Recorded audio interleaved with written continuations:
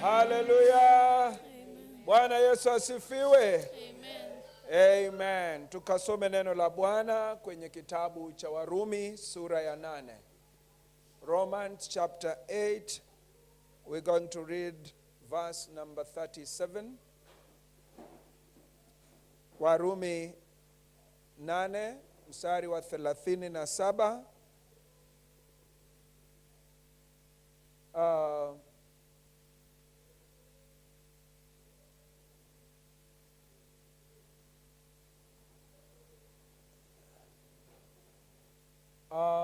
Give us King James, please.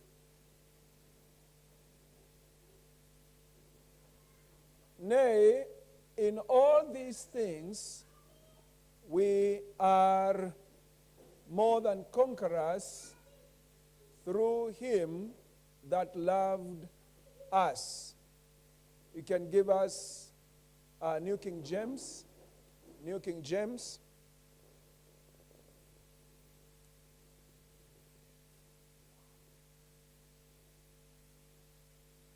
New King James, please. Or NIV. NIV, do you have?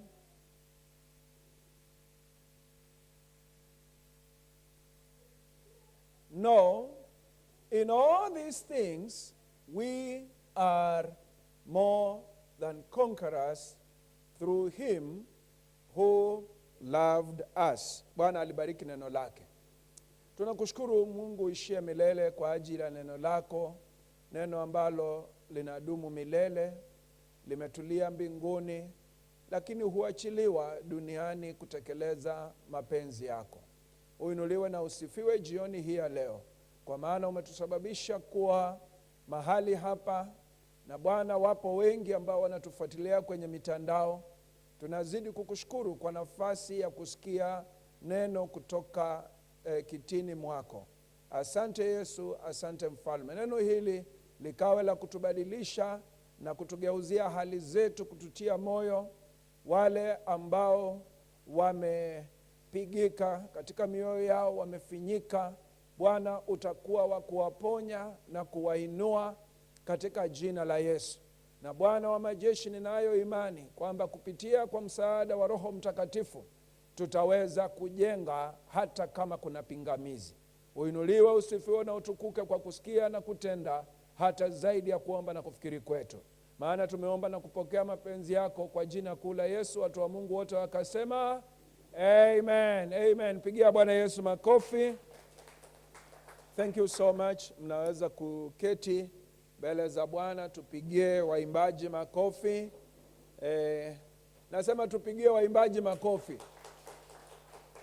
Amen. Asanteni sana na Mungu awabariki. Ujumbe wetu jioni ya leo ni building against all the odds. Kujenga kinyume na pingamizi. Yaani kujenga hata kama kuna pingamizi. Building against all the odds. Wajua, kwa kawaida mambo ili yatendeke, ili yafanikiwe maishani, huwa wasomi wanaongea juu ya circumstances or factors that favor. Mambo ambayo yanachangia kwa njia ya kile Kiswahili wanasema kwa njia chanya, mambo ambayo yanachangia positively, mambo ambayo yanakusaidia kukusukuma mbele, mambo ambayo yanakuwa ni encouragement kwako, yanakutia moyo ili ukaweze kufanya mambo fulani maishani. Lakini jioni ya leo ujumbe wetu, Bwana atatufundisha kujua, hatutangoja mpaka hizo factors ziweze kuwa chanya, ziwe positive, ziwe za kutusaidia. Najua katika traffic, wakati uko barabarani, askari wa traffic, iwe ni yeye anaregulate au ni traffic light, mara nyingi waendesha magari hutegemea ile rangi ya kijani kibichi, green, itakapofika ndipo mara nyingi utakuwa unaona, kama wewe ni mwendesha gari, utajua sasa una nafasi ya kusonga. Una nafasi ya kusonga. Lakini naomba kusema leo, katika safari na maisha ya wokovu, ukingoja mpaka siku ile adui atakuonyesha green light, akwambie sasa, wewe mama, songa mbele, wewe mzee, songa mbele, wewe kijana, songa mbele, hiyo siku tutangojea mpaka Yesu arudi. Hamna siku adui atakuonea huruma. Hakuna siku adui atakufungulia nafasi ya kuambie you are free. Hakuna kukupinga. Hiyo siku haitafika kwa Mkristo wa kweli. Na kwa hivyo ninasema, tukiendelea kujifunza kutoka mahali tulifika, naomba sauti tafadhali, I feel I'm straining. Tukiendelea kutoka mahali tulifika ama tuliachia Alhamisi iliyopita, ni kwamba ukiangalia Nehemia vile anavyoendesha mradi wa kujenga upya kuta za Yerusalemu ambazo zilikuwa zimebomoka, malango ambayo yalikuwa yamechomwa moto, na kumaliza stress ama dhiki ambayo Wayahudi walikuwa wanapitia, hakuna siku adui alimpa nafasi ya kupumzika. Hakuna siku. Na ninashangaa Wakristo wa leo, ukituona jinsi tunahudhuria ibada, ukituona jinsi tunatolea kazi ya Mungu ama tunatoa kwa ajili ya ufalme wa Mungu, ukiona vile tuna relate one with another, ukiona vile tunaenda polepole ama tunazembea mambo ya ufalme, ni kama watu ambao wanangoja adui aje awaambie green light ndio hii. Lakini nimekuja nifundishe kanisa leo, tujue kwamba tuko vitani, na tukiwa vitani tusitarajie adui kutupatia green light kufanya mambo ambayo yatampendeza Mungu. Hakuna siku. Paulo anaandikia Warumi na kuambia, katika mambo haya yote, ni mambo gani haya? Katika mambo haya yote sisi tuzaidi. Saa hii tukiongea, hatuongei mambo ya future, ni sasa hivi. Na ninajua ninaongea nikiona dada yangu na my two sisters here, Winnie na Doris. I least expected you today in God's house. Ama kwa kweli niliambia mpendwa mwingine, najua Doris hawezi kupatikana kwa sababu wamepoteza baba yao jana asubuhi.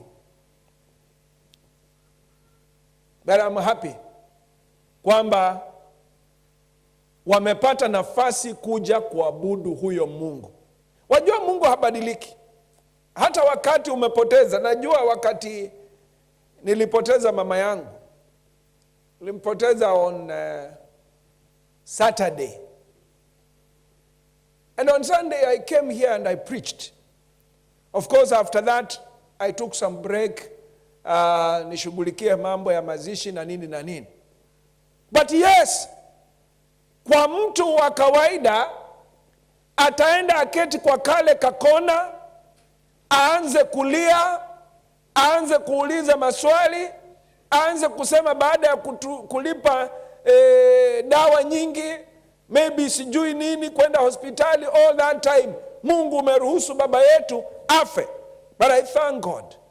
Na kama vile utakavyoona, zipo hali nyingi katika maisha yetu ambazo kama hatutakuwa waangalifu, adui atazitumia kuanza kutuonyesha ni kama Mungu hana haja nasi. In all these things, which things?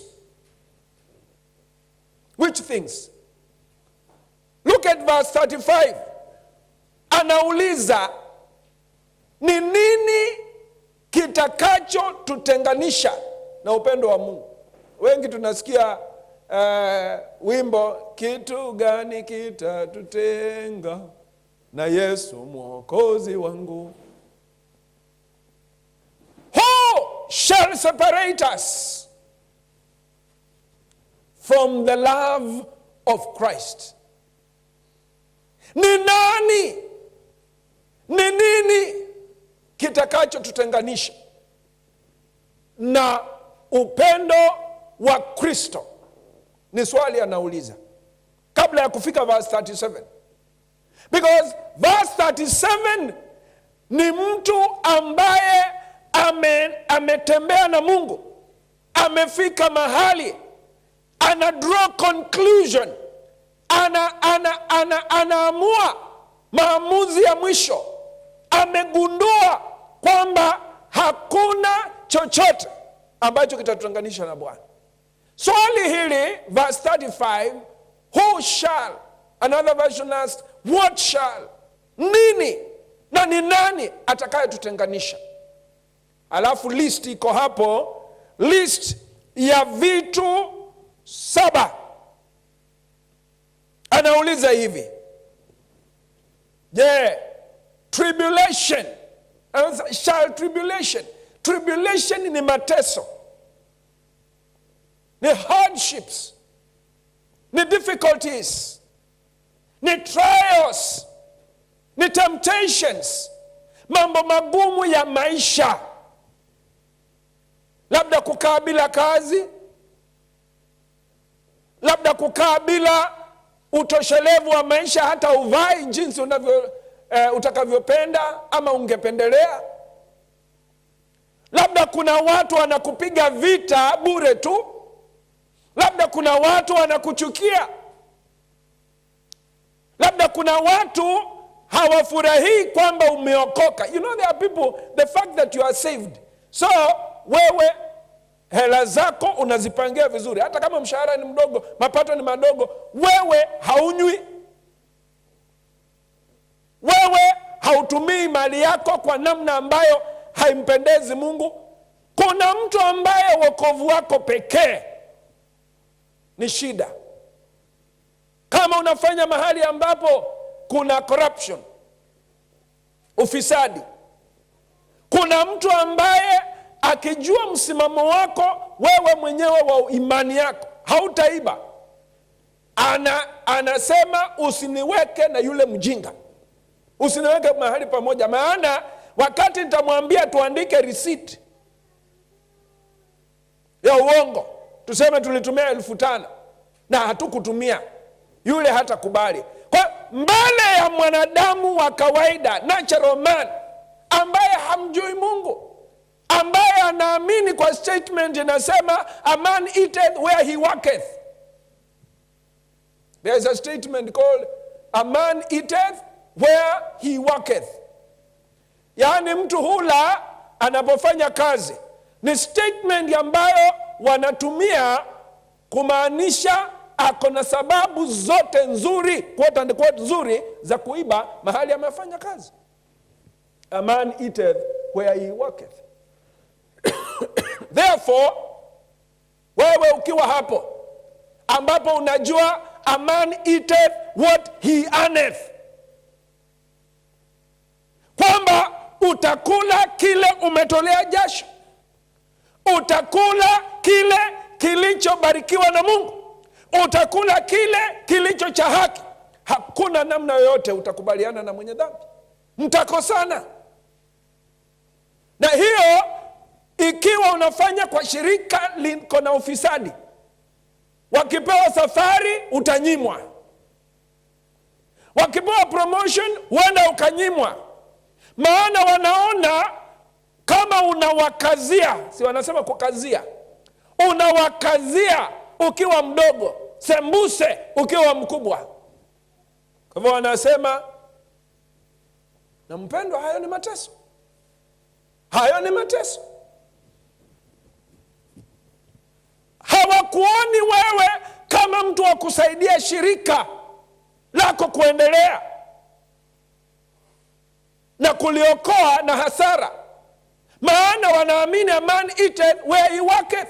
So because now unaamini a man eateth where he earneth, or what he earneth, sasa hamkubaliani. Those are two conflicting philosophies. Na ni mateso kwako kuona ukinyimwa nafasi, wengine wakipewa, na sababu ni imani yako, sababu ni kupenda Mungu wako.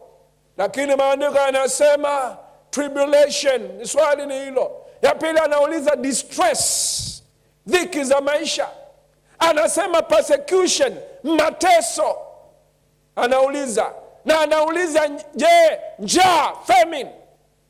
Anauliza je, wakati kuna uchi, yani hatuna nguo. Anauliza peril, peril ni hatari. Wajua Paulo akiandikia Timotheo anamwambia we are living in perilous, the end times will be perilous. Itakuwa siku za hatari. Anauliza je, na hatari? Siku hizi hata si mbali sana jiji letu la Nairobi, watu wamejaa wasiwasi. Hujui utatoka. Wewe uliona juzi when the goons attacked on Tuesday. Unaona mzee wa heshima zake, mtu amebeba labda dokumenti zake, amebeba nini, huenda hata amebeba dawa za mgonjwa, anasukumwa, anaangushwa, anapigwa, ananyang'anywa kila kitu. Siku za hatari. Unaamka tu kwa amani, kufika barabarani wahuni hao. Umeacha umefunga nyumba yako vizuri. Juzi mleona, na si mara ya kwanza, Gikomba. Wewe umekwenda umechukua loan, maybe $500,000 or even $1 million. Umeagizia ile wanaita kamera, umeacha hapo ukikusudia kesho wale watu kutoka up country huwa wanakuja, unawauzia urudishe hela zako na upate faida yako. Usiku unaamshwa na simu saa 5 usiku, saa 5 maybe, na mwenzako kuambia hujasikia nini, hebu angalia TV. Unatumiwa picha, ukifikiria ni kwa jirani yako ama ng'ambo ile nyingine ya mto, unakuja ukuta kibanda chako pia hiyo imeenda. Siku za hatari. Anaweza will peril or even sword, ama upanga. Akauliza hivi. Angalia verse 38 vile anavyosema. Verse 38. Media tafadhali mwende haraka kidogo. I am persuaded. Remember verse 37, anasema in all these things. Which things? Hayo mambo amesema sio mateso, sio dhiki, sio kuchukiwa, sio uchi, sio fadhaa za maisha. Anasema katika mambo hayo yote we are more than conquerors. Now, when you conquer, you have been in a conquest. You've been in a battle. You've been in a contest. Umekuwa mahali pana ushindani, ndio ukawa mshindi. Hizo hali ambazo anazungumza hapo na kuna zingine list inakuja tu baadaye, verse 38. Ni kumaanisha hakuna atakaye kuruhusu uende free, upate vitu bure. Hakuna. Adui atataka alete mateso, ndio atumie haya mateso kuwa kisababu chako kuacha kutumikia Mungu. Hali ngumu za maisha ziwe ndio sababu ya kuona hakuna haja ya kuendelea kutumikia Mungu. Ya nini umtumikie kama hawezi kushughulikia maadui zako?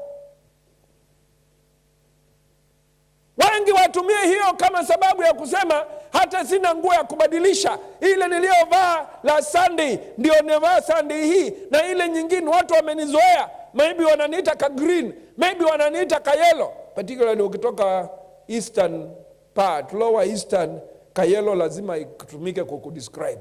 Wanakudescribe na ka yellow because lile rinda ni moja, ile suti ni moja, kale ka jacket ni kamoja. Yani kuna vile watu wamekutambua mpaka kweli unaona mimi ni kama niko uchi, ni kama ile navaa, I no longer value it. Huenda hauna mavazi ya kutosha. Adui tusipokuwa waangalifu anaweza kutumia upungufu ulioko katika maisha yetu atuonyeshe ni kama Kristo hatupendi sana, ni kama upendo wa Kristo sisi tumetenganishwa nao, na ni kama yule ambaye ana mavazi mengi ni kama amependwa zaidi na Kristo. Nini kitakachotutenganisha na Kristo? Maandiko yanauliza. Angalia verse 38, anasema I am persuaded. Wacha nikuambie, wale watu watajenga ufalme wakishahakikishiwa ndani ya mioyo yao.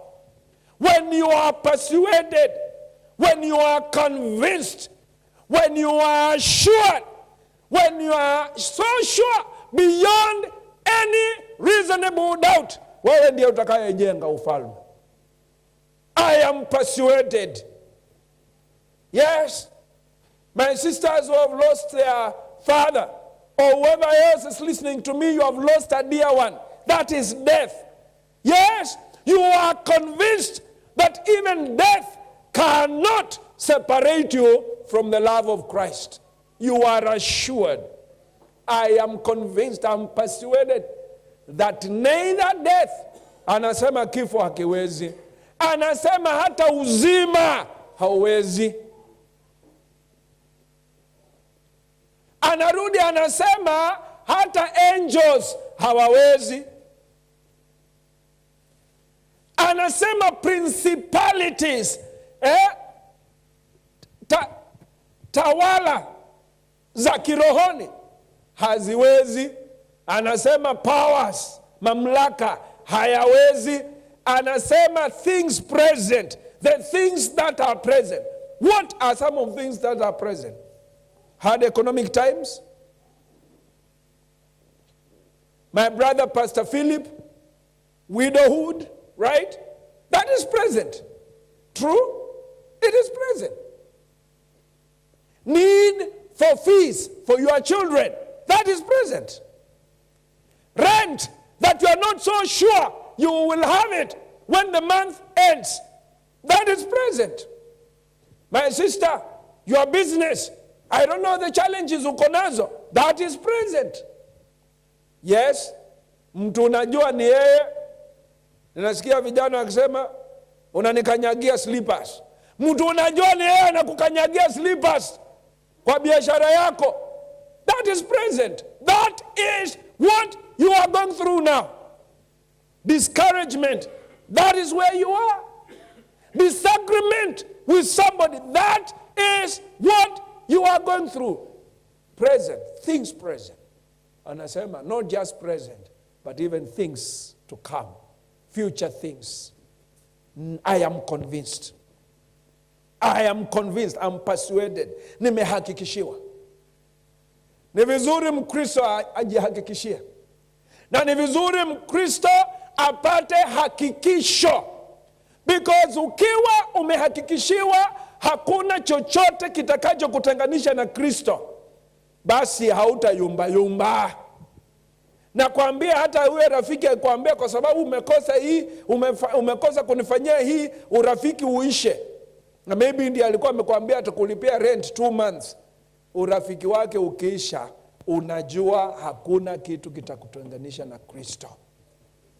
He says, the next verse, verse 39, listen. Nor height. Height. Wajua height ni nini? Hii inasimamia promotions in life.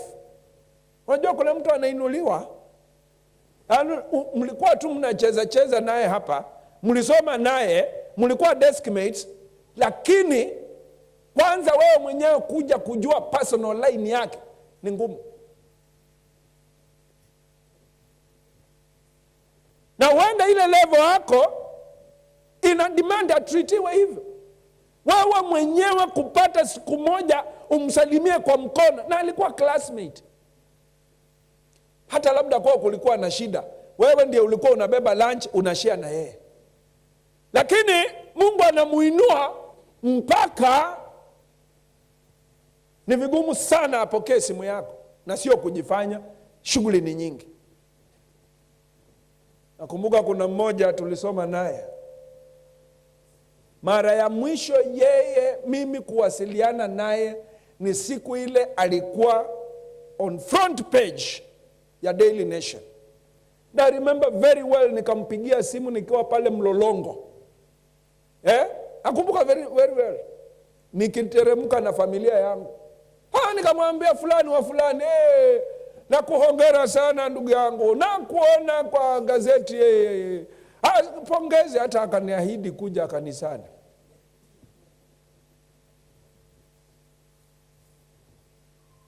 Sasa sijui ni lini alifuta namba yangu, maana nikimpigia sikuwa ninamwambia mimi ni nani, anajua mimi ni nani.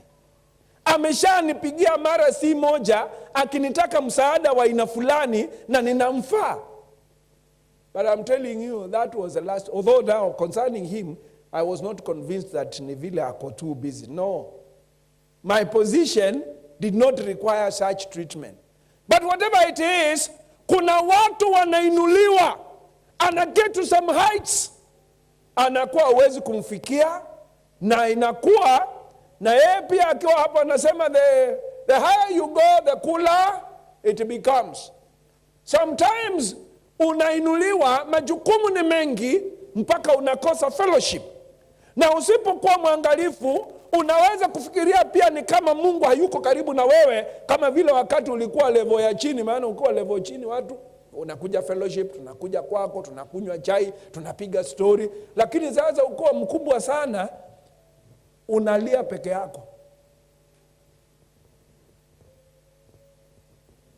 Halafu sasa mahali unakaa, unakuta gate kama 3 ndio tufike kwako. Who wants to come saa zote, kuhojiwa saa zote ni kama interview. Wewe ni nani? Mlikuwa na appointment? Tuonyeshe. Sasa mtu anasema badala ya nisumbuke, wacha tungoje siku ile atamaliza mamlaka yake, miaka ile atamaliza, aje tu atatupata tuko area. But let me tell you, it can be a very lonely place. Kuna height unafika na inakuwa kwa hata kiroho. Kuna height unaweza kupanda ikawa ushirika umepungua kwa wengi. You see, somebody said the problem with being strong.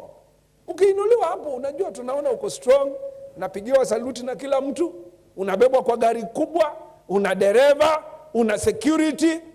But I'm telling you, kuna watu hiyo yote anakufa na loneliness, anakufa na stress.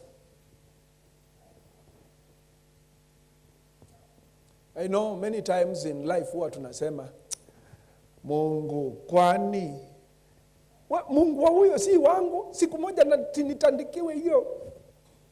Hata mimi kwani iko ubaya gani? Some of them are suffering. Some of them wanalazimishwa kufanya vitu ambavyo ni kinyume na conscience yao, kama wao ni wacha Mungu. na inakuwa si maisha rahisi. So somebody is saying the problem with being strong is that nobody asks you how you are doing. Mtu anaona wewe simba, unajua simba anaitwa the king of the jungle. So hakuna siku moja squirrel atamuuliza, Mr. Lion, how are you doing? Wana assume Mr. Lion is ever strong. Maana akionekana, all the other animals wanaingia kwa msitu, king anapita. So siku ile simba ni mgonjwa, atauawa na ugonjwa kwa sababu squirrel angemletea dawa. Lakini squirrel anashangaa when you are like this and every other animal wanakuogopa kwenye msitu. Hakuna mtu anakuuliza unaendeleaje. So heights in life. You know, there are people who cry in a Mercedes Benz. You know that? Na utafiti umefanywa kwa wanawake. Afu mtu wakaulizwa, lipi bora? Ucheke ukiwa umebebwa kwa baiskeli ama ukitembea oh, Jesus, ukifeel nice kwa barabara ukitembea, ama uwe unalia na uko kwa quote and quote sleek cool car. Wale wasiojali sana wanasema, I don't care so long as I am in a Mercedes and I am crying. And then who want to find meaning in life will say, heri nibebe kwa baiskeli na nina furaha na amani ya moyo. Lakini huyu anabebwa kwa Mercedes, it's a kind of a height. Ameinuliwa, hako hicho kiwango. Hanyeshewi na mvua tena, hapigwi na baridi tena. Are we together? Sasa ni kumaanisha hata kuinuliwa kwetu, it is never intended to separate us from the love of God. We can still experience God even in whatever height. Na anasema even depth, sometimes somebody can sink chini. Yani mtu mpaka yale maisha anakaa. Huyo mtu asipopewa chakula na mtu atalala njaa anytime. Asipopewa nguo na mtu atakwenda uchi. Watoto wake asipopelekewa shule alipewe karo, hao watoto watakuwa machokora wote. Yani you find you are so down. Paulo anasema no depth can separate us from the love of God. In fact, anasema not even any creature. Anasema shall be able. And confess even in future, nothing shall be able to separate us from the love of Christ. The love of God which is in Christ Jesus our Lord. So, church, tukianguka kwa sababu tumeinuliwa maishani ama biashara imenawiri, imenoga, profit margin ni kubwa, tukijiweka kwa viwango hivyo, hatuonekani kanisa tena, ama pia tunahama kanisa kwa sababu hakuna watu wanaongea millions kama sisi. Tukisoma tuwe maprofesa, tunaanza kurealize hapa kuna upweke, hakuna mtu tunaweza kuongea lugha ya research na nini. Tuhame because we want to be with those who are at the same level with us. God is not in that action. God is not in that because he has told us, I am willing to love you at whatever level you are. I am willing to extend my love to you for your benefit. Bwana Yesu asifiwe. Building against the odds. Kumaanisha Mkristo mwenzangu, hata kukiwa na hali gani za chini, za juu, kupigwa vita, kuteswa, kupungukiwa, kuchukiwa, chochote kile, kupoteza wapendwa, hata kama ni hali gani, lazima tuendelee kujenga ufalme. Tujenge ufalme. Nini kinamsaidia ndugu yetu Nehemia? Alikuwa na maono, na hayo maono ndio yalimpa msukumo. Wajua, maono yanakuonyesha mahali unaenda. Leo huenda mambo yako hivi, huna kitu, lakini una matarajio ya siku zijazo. Hicho kitu, hiyo hali ya kuwa na kwamba sina mtoto, sina mume, sina mke, sina pesa, lakini nitakuwa nazo, hicho kinakupa kitu kinaitwa mshawasha, a motivation, motisha wa kufanya bidii. You know, the Bible says God sees the end from the beginning. Kwa hiyo unaona na wewe kwa macho ya imani. Now, I don't know media if you can give us Hebrews chapter 11 and verse 39. Maandiko yanasema wale heroes na heroines wa imani, maandiko yanasema wote walikufa na hawakuwa. And all this, having obtained a good report through faith, received not. That's what I want you to get. Hao watu wote wanaongelelewa hapo kwenye Hebrews 11. Wale watu walikuwa ni mashujaa wa imani. Maandiko yanasema wote walikufa na hawakuwa wamepata ahadi. Are we together? I want you to see how faith works. Walikufa, lakini kupokea ilikuwa bado. But listen, maana walisema kwa namna zozote zile, the fact that hatujapokea does not mean we are going to quit. Does not mean we are going to give up. Does not mean that we are not going to continue building the kingdom. The next verse. Next verse.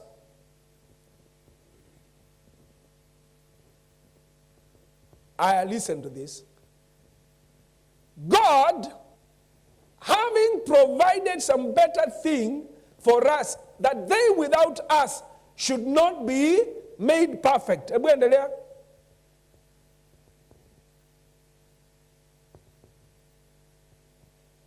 Ama tumefika mwisho? Okay, let's go to verse 38. Verse 38. There's something I want to show you.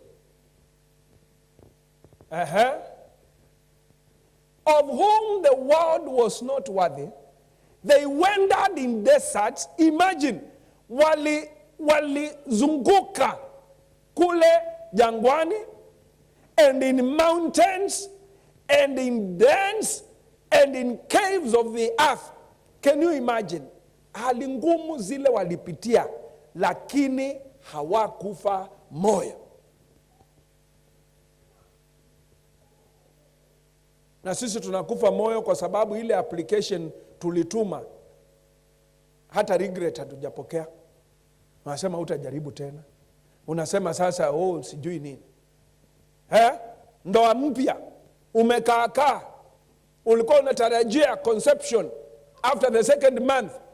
Sasa uenda ni mwezi wa 6, already umeanza kuhangaika. Kwani iko nini? Kwani pastor huyo ana imani ya kutosha? Hata uoni shida kwako, unaona shida ni ya pastor yule alikuunganisha, ana imani. Kwani hii boma nimeolewa iko na uchawi. Already umefadhaika, already umelalamika, already umetamauka, hauna matumaini tena. Hawa walihangaika hivi.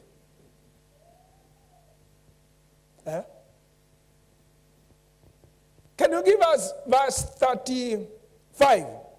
There's a verse I'm looking for, which says, waliona kwa mbali, wakakumbatia. Hebu teremka chini hapo. chini kidogo, wakakumbatia, chini kidogo. Unaona hayo mateso yote. Ati they were stoned, they saw asunder, they were tempted, were slain, this. Endelea. All right. As we continue, just get me that verse which says, they saw the promises from afar, and they embraced them, and they confessed that they were strangers on earth. I don't know why my memory is failing me. But look, sasa Nehemia anaelewa vizuri mambo ya adui. Nataka nikuonyeshe vile adui anafanya naye. Maana yeye mwenyewe alipigwa vita kwa namna hii. Number 1, chapter 2 verse 10 of Nehemiah. Inasema hivi, wakati Sanballat na Tobia walisikia amepatikana mtu ambaye anawajali Wayahudi. So kitu cha kwanza, challenge ya kwanza, maana Nehemia anajenga mpaka anamaliza, lakini sio kwamba hakuna pingamizi. Pingamizi ya kwanza ni hasira ya adui. Do you know sometimes, thank you, verse 13. These all died in faith. Hawakufa outside faith. Are we together? They all died.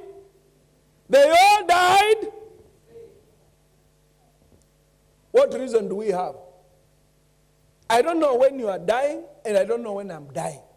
But listen, kama Kristo atapendezwa na kutuita mbinguni kabla yeye kurudi, wacha tufe katika imani. Nasema wacha tufe katika imani. Haijalishi ni ndoto gani haitakuwa imetimia. Haijalishi ni nini sitakuwa nimepata maishani. Haijalishi ni maombi gani hayatakuwa yamejibiwa. Wacha tufe katika imani. Hata hiyo siku unapumua ya mwisho, kama kuna daktari atakuwa karibu na wewe, muuguzi atakuwa karibu na wewe, ndugu dada atakuwa karibu na, wacha waseme umekufa ukisema Mungu ni mwema, mimi ni mtoto wa Mungu, naenda mbinguni.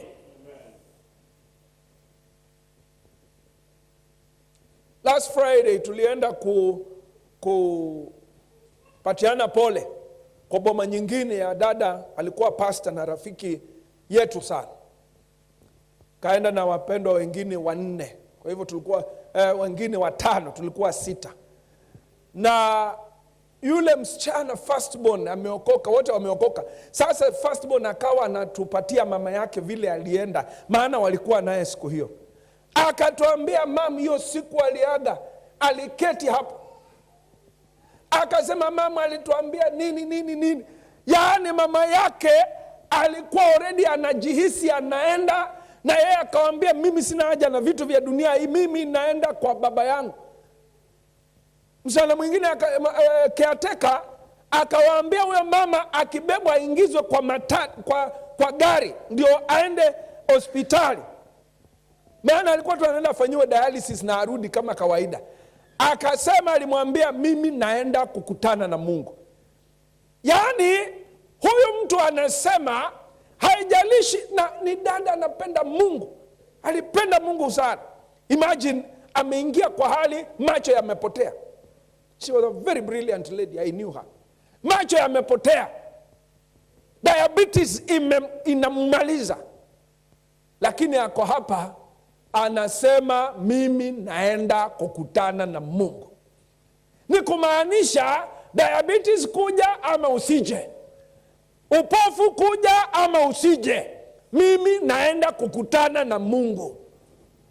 Na katika roho alikuwa already anahisi siku yangu imefika na ninaenda kukutana na Mungu.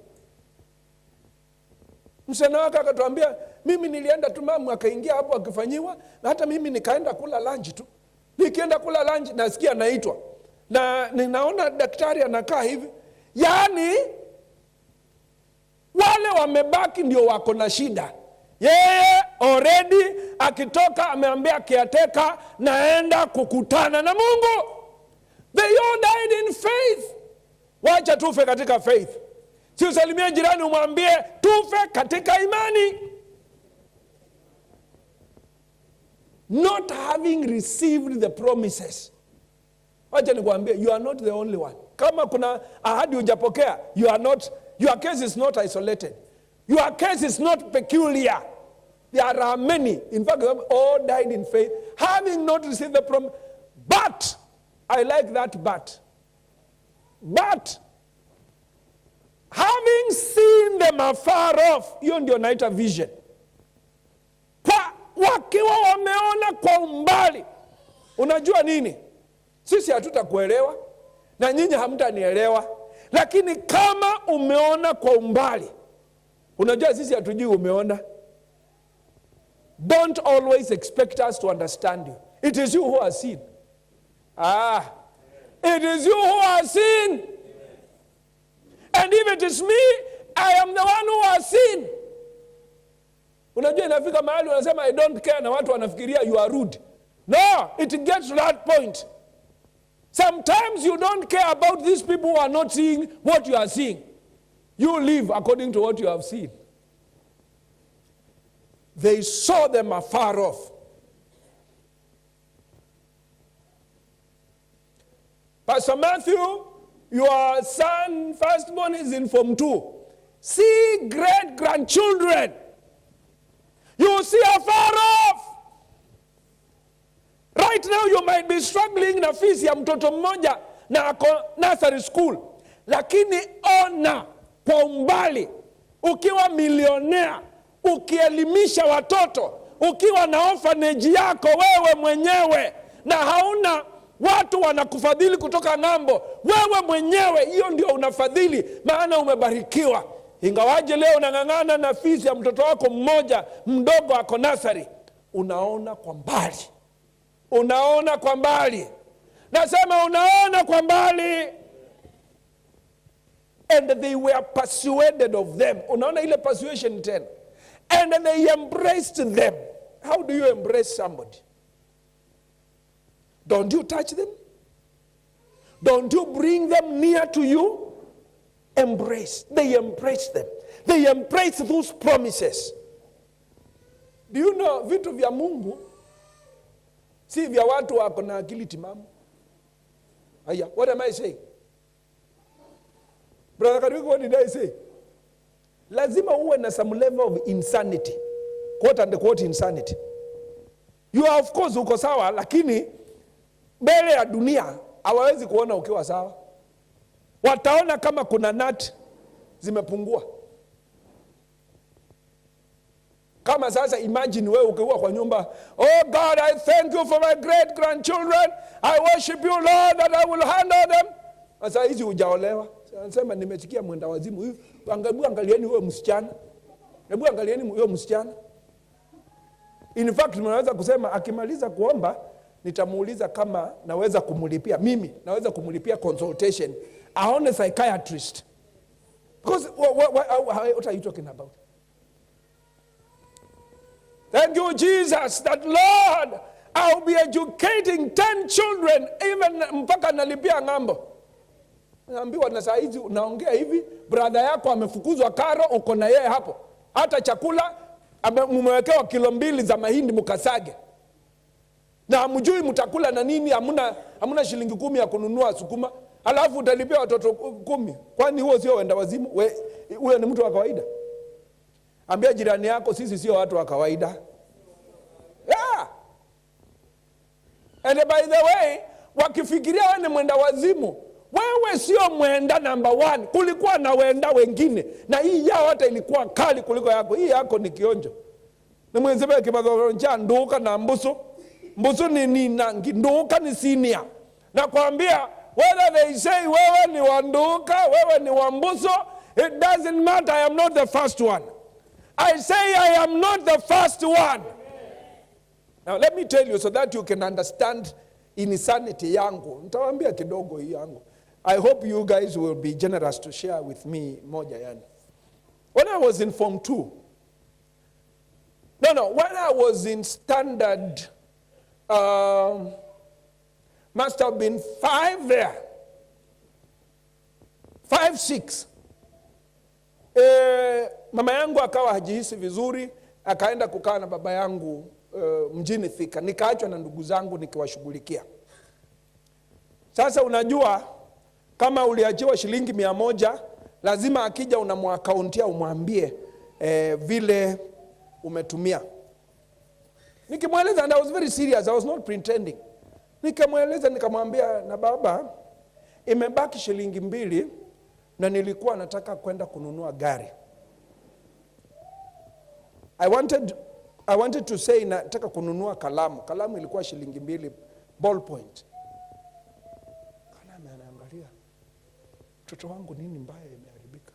Oh, pole, kalamu. Ningali naamini Kristo akikaakaa nitakuwa na mali kiasi kwamba kununua gari ni kama shilingi ngapi? Hata usiposema amen, si wewe, ni mimi. And I am embracing that in Jesus' name.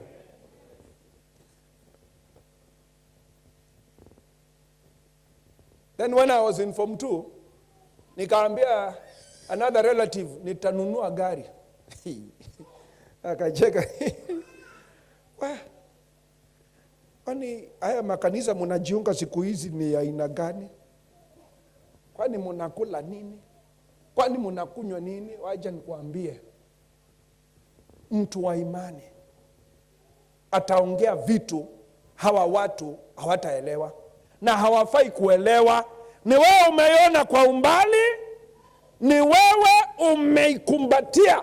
Unajua kukumbatia literally unakuwa unaonekana uko na huyo mtu, hutaki kumwachilia. You know, you are there.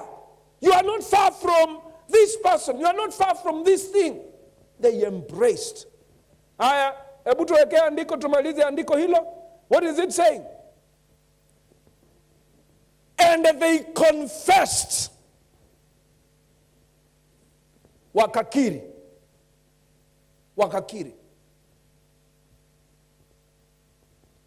That they were strangers and pilgrims on the earth.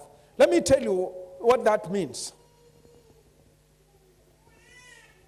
Mkristo ambaye ako na ufunuo hawezi kuhangaishwa na shetani na maadui wakimwambia, si ulikuwa unasema utaona great grandchildren na si ni wewe unakufa sasa. Hawababaiki because wanamwambia, by the way, even if I don't get it now, my generation will get it, and me, I was not meant to remain here forever waiting for it. Mi napita, lakini itatimia hata kama ni nyuma yangu. I don't know whether you understand this. Wakashuhudia ili adui ajue hatatumia what has not come to happen in their lives to intimidate them. Unajua adui anapenda kutumia, si ulisema wiki haitaisha, si wiki imeisha, si mwezi umeisha, wewe muongo. Mwambie mimi si mwenyeji wa hapa. Mimi ni mpita njia. So kama Mungu amesema, ingawaji nilikumbatia, ingawaji niliona kwa mbali, ingawaji nilishuhudia, hata kama haitatimia, mimi nilikuwa napita tu, na siwezi kuendelea kukaa hapa nikingoja hiyo. Naenda mbinguni, ni bora kuliko hapa. Listen, another scripture in Hebrew says, Abraham alishuhudia na akasema, na alikuwa anatafuta mji whose builder and designer was God himself, which is a better city. Amen. So hata Ibrahimu usifikiri aliona uzao wake kama mchanga wa bahari. Hakuona, lakini alikufa amekumbatia. Na alipomwagiza Isaka, ilikuwa ni ujue nchi hii Mungu alitupa. Isaka naye alikufa. Alikuwa tu na 2 sons. Hakuona ule umati, lakini ahadi ilikuwepo. Are we together? By faith Isaac blessed Jacob, and Esau in regard to their future. Aliwabariki kwa imani. Si kwamba ameona ati hii nchi yote wakioccupy. Hapana. Hakuona. Lakini yeye alijua na alishikilia ahadi kwa kile kipindi Mungu alimruhusu kuishi. Wapendwa, let the enemy not intimidate us by what we have not received. Unatembea leo mguu na ulikuwa unaaminia Mungu ununue gari kipindi fulani. Don't feel intimidated. And even if you died and we buried you having not received it, you are a man, you are a woman of faith. Die in faith. I say die in faith. Who knows? Your grandson might be the greatest transporter in the days to come. Your faith will still have been rewarded. And those that will be alive watasema, huyo mzee alipenda elimu, amemreward wa kumpa maprofesa wawili kwa boma yake, kutoka kwa uzao wake, because God's promises anatimiza vile anavyopenda. Amen. Maono. Kwa hivyo pingamizi ya kwanza Nehemia alikuwa nayo ni hasira ya adui kwamba amepatikana mtu. Kitu cha pili, verse 19, ni kuchekelewa na kudharauliwa. The Bible says Sanballat and Tobias, they laughed to scorn. We are in Nehemiah chapter 2 verse 19. And they despised us. They despised us. They reproached us. Na unajua verse 19, vile ndugu Nehemia alisema, let us arise and build, that we may no more be a reproach. We are a reproach now. Na nikawa ninataka kujua reproach ni nini. Listen to what reproach means. It means showing or expressing disapproval about somebody. Disapproval. You know, there are people who don't approve you. You speak, wanasikia, wanasema, ameongea Kiingereza ama ameongea Kikuyu. Ameongea lugha gani huyu? Hii lugha gani anaongea? Because wanataka kukudisapprove. Nashinda hii mipango. Kwani ni mtoto alikuwa anapanga viti? Because wanataka kudisapprove. Mipango yako wanadisapprove. Vile umevaa, kwani hiyo koti imeanikwa kwa mti? Wanadisapprove. Nasema hata wengine color crashing tu. Yaani hata kama utamatch, lazima wapate kitu cha, nasikia vijana wanasema kutoanisha. Lazima kutoanisha. Vijana wanasema kuchomea mtu, lazima kuchomea tu. Hata ukifanya nini, even something which is sincerely good, mtu anakureproach, anadisapprove tu. Anadisapprove nguo zako, anadisapprove mahali unakaa, anadisapprove maono yako, anadisapprove mwito wako, anadisapprove sura yako, anadisapprove.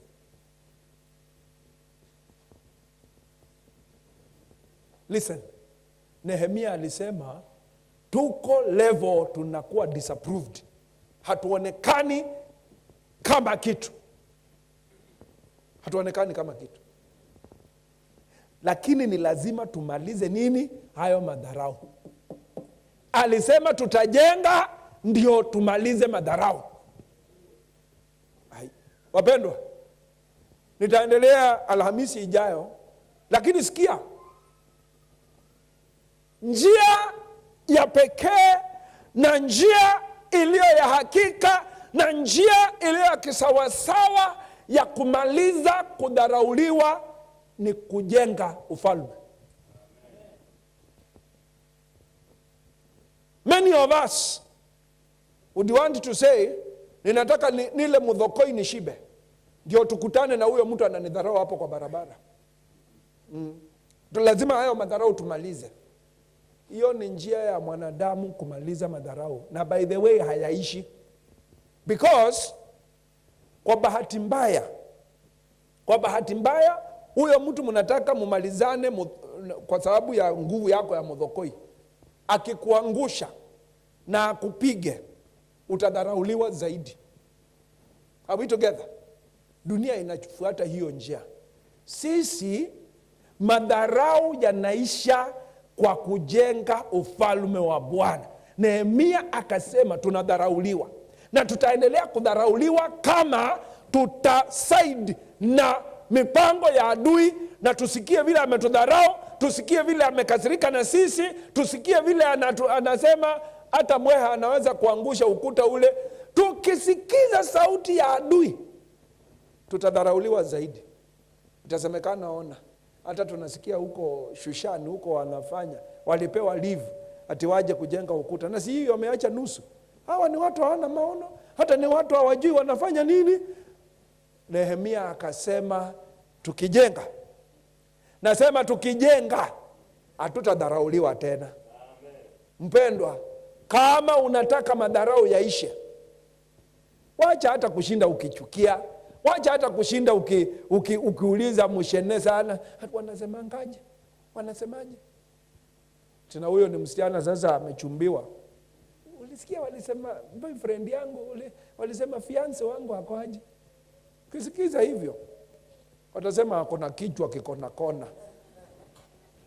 Kama ulikuwa unataka kusikia hivyo ndio ujue kama utaendelea na yeye.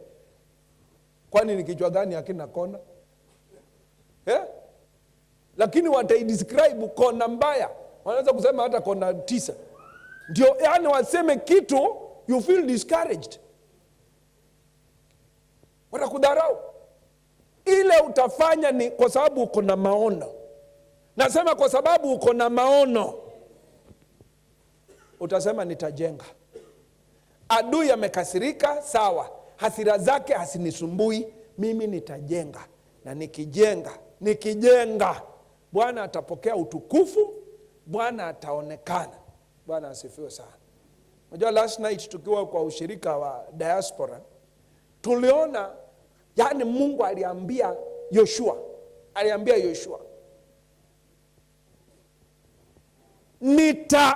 hii miji yote nitaipatiana kwenu Israeli, nitaipatiana kwa Israeli. And I was wondering, sasa Mungu, mbona wewe uchukue haya mataifa yote upatie Israeli? Nikaona, because Paul tells the Corinthians, we are co-workers with God. We are co-workers. Sisi ni watendakazi pamoja na Mungu. Mungu anataka atushirikishe utukufu wa ushindi. Unajua ushindi uko na utukufu. Ushindi uko na utukufu. Because kama ni kwenye riadha, ukiibuka wa kwanza, hata kama walikuwa wanasema wewe ni sura mbaya, utapewa gold. Na kuambia utapewa dhahabu. Utaketi na wafalme. Wakisema wale watu wameletea nchi medali, waende State House. Na kuambia utabebwa kwa gari zito, hata kama hujui Kiingereza, utaongea mother tongue. Iwe interpreted, because you have the glory of a victor. The glory of somebody who has excelled. Amen? Na Mungu angependa kutushirikisha utukufu wa ushindi. So alitaka achukue, apatie Israeli. Ndio hawa watu kutokea siku hiyo waanze kujua Mungu wa Israeli ni Mungu awezaye. Mungu wa Israeli ni Mungu anayewawezesha na kuwashindania. Na hapo ndipo madharau ya adui yanaisha. Nasema hawa ni wachache, lakini wametushinda. Mungu amewapiga kwa mawe kutoka mbinguni. You know, I was in a situation on Tuesday, and one of my sons wrote me a message akaniambia, "Daddy, huko unaenda Mungu akushindanie hata kama itabidi arushe mawe kutoka mbinguni, vile alifanyia maadui wa Israeli." And you know God can use any method. Amen. Tusimame mbele za Bwana. Building against all the odds. I'll continue next Thursday, Christ starting. Tutaendelea. Lakini mpendwa, sio kwamba kutakuwa na amani ndio tujenge. Sanibalati na Tobia watakuwepo, lakini tutajenga tu. Tutajenga tu. Magonjwa huenda yatakuwa, scarcity huenda itakuwa, pingamizi zitakuwa, disapprovals and reproach huenda itakuwa, lakini tutajenga tu. Tutajenga tu. Hatutangoja wote watupigie makofi, mkubwa amefika.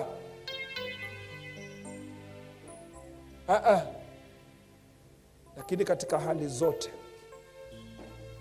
hali zote sisi ni zaidi ya washindi.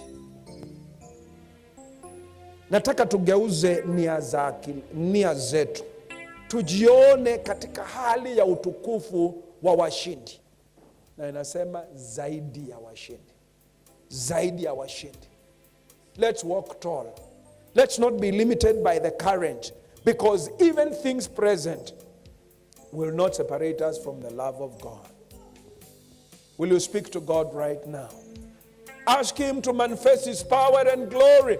That is not limited to circumstances present, to circumstances in future.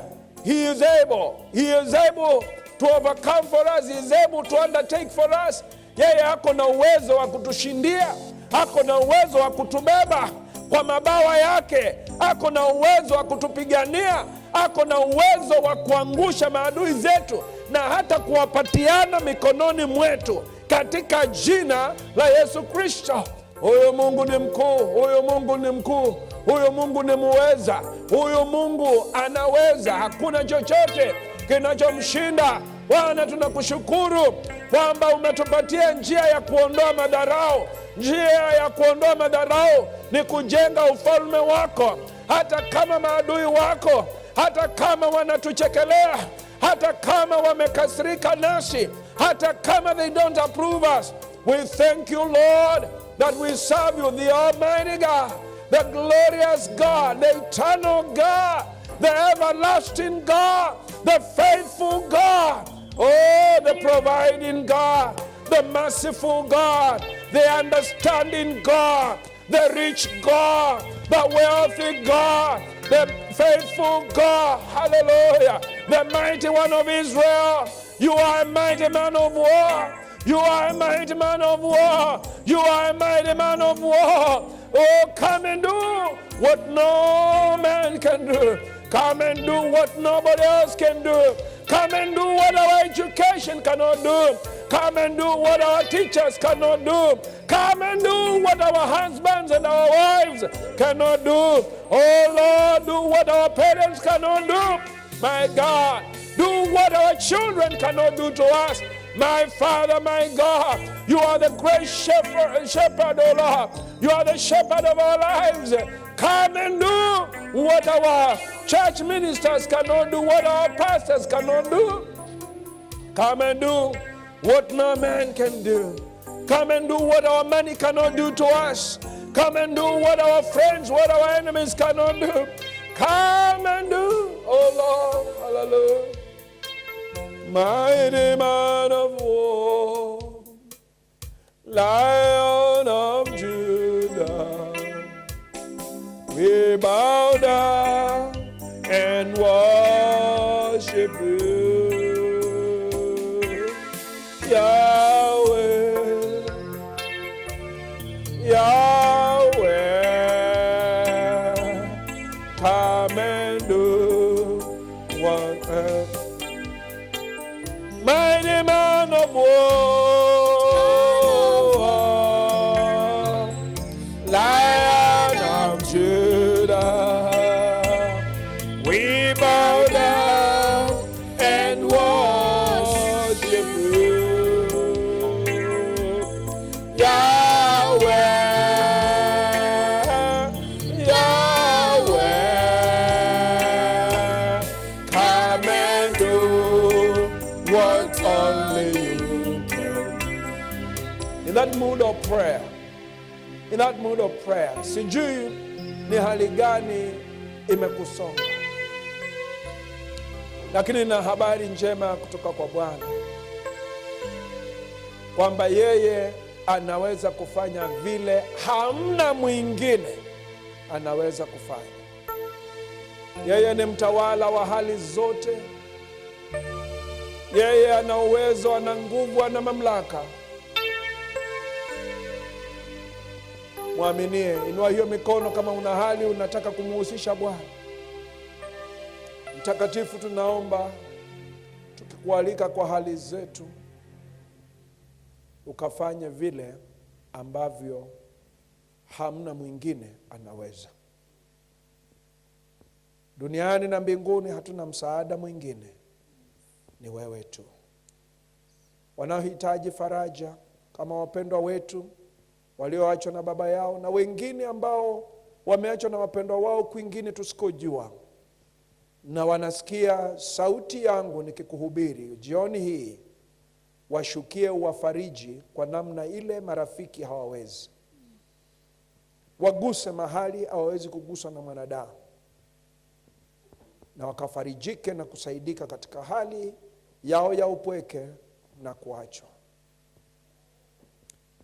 Wanaohitaji fedha katika maisha yao, wanaohitaji ufadhili wa namna zingine zozote zile, walio na magonjwa katika miili na viungo vyao, waponye kwa namna zaidi ya vile madaktari wangewauguza.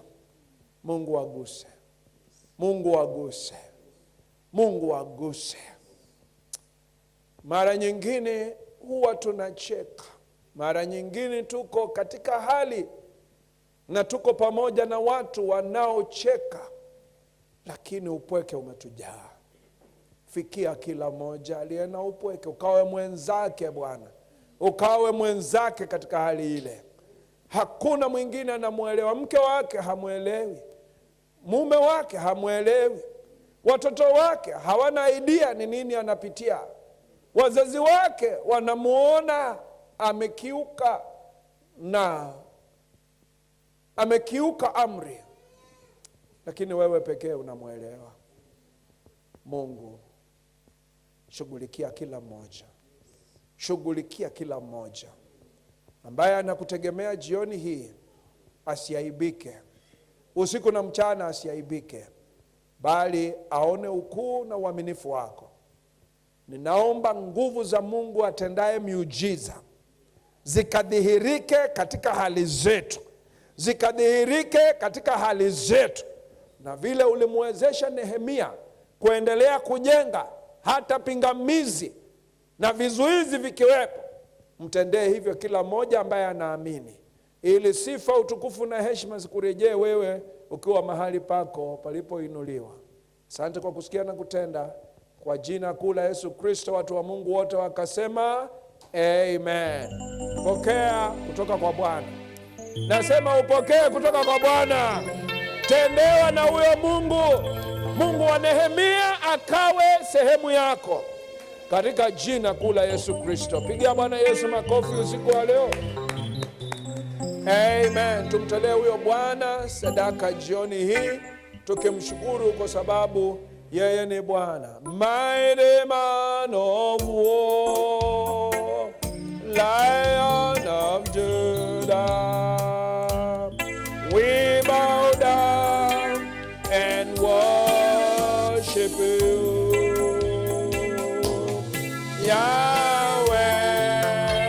Yahweh, Yahweh, come and do what only you can. Mighty man of war, Lion of Judah, we bow down and worship you. Yahweh, Yahweh,